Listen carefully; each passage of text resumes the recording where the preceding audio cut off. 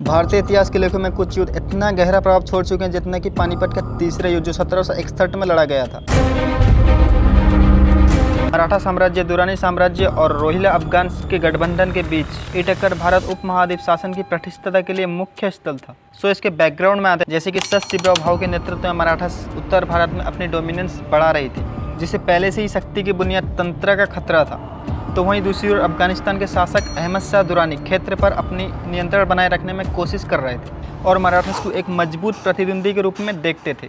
सो नज़रअंदाज करके आने वाले सामने का सामना दोनों पक्ष के सेनाओं को एकत्रित करके गठबंधन बनाने लगे।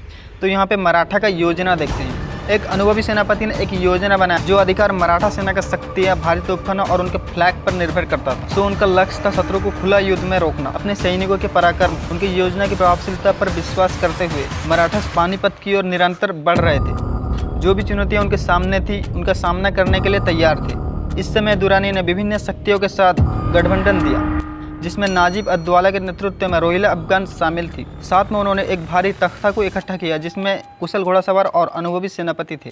दुरानी का योजना मराठा सेना को घेरकर उनकी कमजोरी का फायदा उठाना था। 14 जनवरी 1761 के भयंकर दिन में पानीपत के मैदान में एक भयंकर और गंभीर युद्ध शुरू हो गया। लगभग 70,000 के आसपास मराठा की सेना दुश्मन सेना के सामने खड़ी थी। तो यहाँ पे युद्ध झगड़ा झगड़े के साथ शुरू होता है,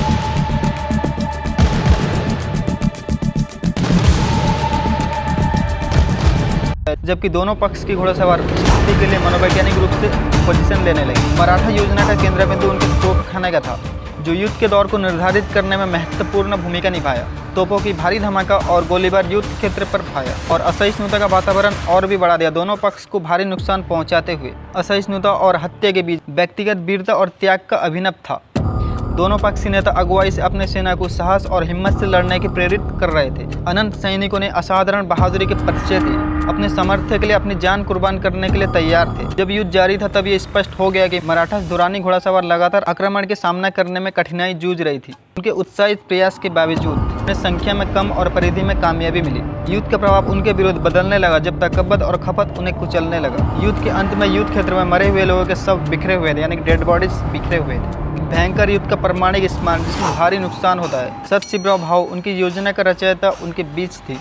तो यहाँ पे दुरानी गठबंधन विजय हुआ, लेकिन बड़े खातिर के साथ। पानीपत का तीसरा युद्ध भारतीय उपमहाद्वीप के लिए दूर तक पहुँचने वाला परिणामों का कारण था।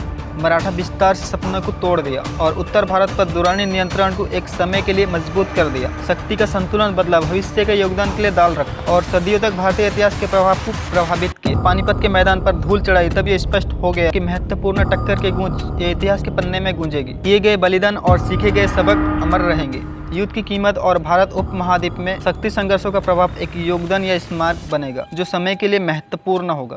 सो ये थी आज की हमारी वीडियो जो कि पानीपत युद्ध जो कि हमारा टॉपिक था और 3 सम्राटों का संघर्ष। और वीडियो में मैंने कुछ मिस्टेक किया हो तो कमेंट में जरूर मुझे सजेस्ट कीजिएगा जो कि मैं खुद को बेहतर बना सकूं। और वीडियो पसंद आया हो तो लाइक से सब्सक्राइब जरूर कीजिएगा। चलो फिर मिलते हैं नेक्स्ट वीडियो में कुछ नए टॉपिक के साथ में, तब तक के लिए ऑल द बेस्ट।